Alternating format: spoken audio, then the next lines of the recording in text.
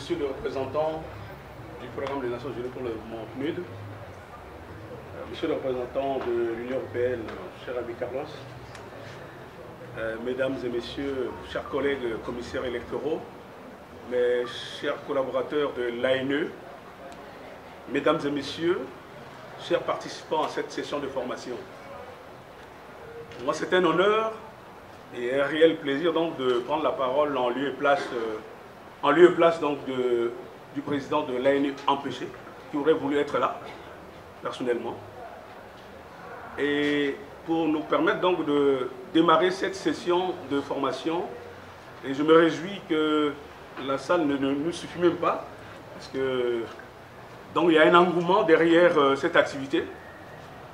Et je voudrais très simplement, en démarrant donc ces propos pour l'ouverture de cette session, rappeler à tous et à toutes que lorsque l'ANE donc a achevé le processus électoral qui nous a amené à organiser les élections présidentielles et législatives, comme l'a rappelé le représentant du PNUD ici, il faut le dire, nous l'avons fait avec succès, mais ça n'était pas un pari gagné d'avance. Mais on l'a réussi. Nous avons un président qui a été élu et nous avons une Assemblée nationale qui est complète avec ses 140 députés. Alors c'est fort de ces acquis que l'ANE pense, et afin de respecter les dispositions donc, de la Constitution et du cadre légal régissant les collectivités locales, que l'ANE s'est lancée dans un nouveau processus qui doit nous amener aux élections locales, c'est-à-dire les municipales et les régionales, courant 2022-2023. Nous avons voulu le faire autrement, pour que ça se termine pour les municipales en 2022, mais les réalités nous ont rattrapés et nous a poussé à avoir ce glissement. Et je voudrais vous dire, il y a toute une série d'opérations qui précèdent donc la tenue de ces élections-là, au nombre desquelles il y a la cartographie électorale qui est un passage crucial, indispensable, je dirais rendu indispensable pour trois raisons. La première, nous avons décelé au cours des processus passés des erreurs techniques qui, au cours de ces élections-là, qui nous ont posé quelques difficultés et nous voulons les corriger à l'occasion de cette mise à jour. Il y a également, comme tout le monde le sait, l'impact de la crise ou des crises successives militaro-politiques qui ont impacté l'ensemble des établissements humains et des infrastructures publiques, entre autres. Les écoles ont été, ou centres de santé, ou en tout cas les bâtiments administratifs ont été vandalisés ou complètement détruits. Et ça, c'est ces lieux-là qui nous ont servi et qui devront servir de centre de vote, centre d'enrôlement, bureau de vote, etc., etc. Mais si on ne revient pas pour vérifier tout cela, on risquera de passer à côté si on va à ces élections-là sans avoir fait cette vérification et l'actualisation de ces données. Il y a également une troisième raison, c'est la prise en compte donc, des données liées à l'adoption des nouvelles lois, notamment la loi sur les collectivités et sur le découpage administratif. Nous sommes passés de 16 préfectures à 20 préfectures et davantage de sous-préfectures que par le passé, et de nouvelles communes sont créées. Ça, on a besoin d'aller intégrer toutes ces données dans notre base afin de nous permettre donc de faire des élections qui puissent refléter la réalité des établissements humains, notamment des populations là où elles sont, et faire de sorte que les communes qui désormais vont avoir des élus, donc des conseils municipaux et les régions, des conseils régionaux, soient rattachés à chaque conseil, soit rattaché donc à son territoire, et les populations qui y résident soient ceux-là, les acteurs qui auraient décidé de choisir leurs gouvernants locaux.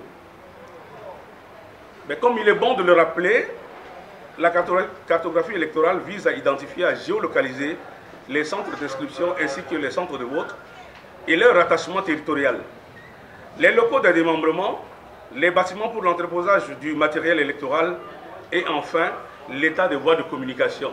Cet élément que je viens de citer, voies de communication, c'est ça qui nous permet en réalité d'évaluer, d'anticiper dans l'évaluation des difficultés, des contraintes qui pourront se poser lorsque nous allons déployer du matériel, déployer du personnel, organiser donc la collecte des informations à l'issue des scrutins pour les transférer dans nos centres de traitement des données électorales. Alors c'est pour cela que l'organisation de cette formation répond à un double impératif. Celui de fournir, j'ai bien aimé l'expression de M. Malo, quand il dit potentiel agent cartographe, c'est un détail sur lequel on reviendra. C'est pour donc fournir à ces futurs potentiels agents cartographes de l'ANE les méthodes et les outils qui leur permettront donc de pouvoir réaliser efficacement leur mission. Mais aussi, l'ANE veut se donner les moyens pour pouvoir disposer des informations, des données fiables qui puissent lui permettre d'organiser dans les meilleures conditions les futures élections locales. Donc, ces informations qui seront recueillies durant la conduite de cette opération permettront à l'ANE de mettre à jour l'emplacement des centres d'enregistrement et de vote, planifier, donc, le déploiement donc, du matériel et du personnel, ainsi que le circuit de ramassage des documents électoraux. Au bout de l'opération de mise à jour de la cartographie, l'ANE devra disposer d'une base de données comportant la liste complète et actualisée des centres d'inscription et les centres de vote géolocalisés, la liste des centres de vote sur les sites de retournés et déplacés internes, et je souligne cela. Nous avons parlé et nous continuons à défendre que ces élections doivent être inclusives. Et cette fois-ci, nous voulons absolument que nos compatriotes qui sont déplacés internes, nos compatriotes qui étaient réfugiés et qui reviennent, puissent retrouver leur place et exercer leurs droits civiques à l'occasion de ces élections-ci. Toutes les informations relatives à l'identification des sièges et des démembrements de l'ANE et des entrepôts pour les futures élections, l'évaluation de l'état des bâtiments et lieux ayant servi comme centre d'enregistrement et de vote lors des élections 2015-16, 2020-2021, les coordonnées GPS des emplacements des bâtiments utilisables et des lieux nouvellement retenus, les informations sur l'accessibilité des sites et infrastructures et les moyens de communication, les informations cartographiques informatisées au bout de la chaîne de ces opérations. Chers participants, chères participantes, voilà ce à quoi, dans quelques semaines, nous voulons aboutir grâce aux prestations de qualité que nous attendons de vous. En tout cas, ceux qui seront retenus pour réaliser ces opérations. C'est pourquoi je vous exhorte non seulement pendant la formation à une participation active, à de la discipline, à l'assiduité, afin de vous approprier toutes les méthodes et techniques, mais aussi à adopter de bonnes manières de servir son pays avec un esprit patriotique élevé lors de votre déploiement sur le terrain. J'insiste sur ces aspects parce que certains problèmes que nous cherchons à corriger à l'occasion de la mise à jour, la prochaine mise à jour de la cartographie électorale, découlent des mauvaises prestations de certains agents qui avaient été mobilisés lors des précédentes opérations. Alors je tiens ici à remercier nos experts cartographes qui ont fait un formidable travail pour préparer cette session, mais également toute la batterie de ce qui est derrière. Et je voudrais également remercier nos partenaires de l'assistance électorale intégrée qui ont également fourni une expertise qui nous permet aujourd'hui de commencer à asseoir donc, cette opération sur la base des outils qui sont déjà là et qui vont servir à supporter la formation qui démarre bientôt.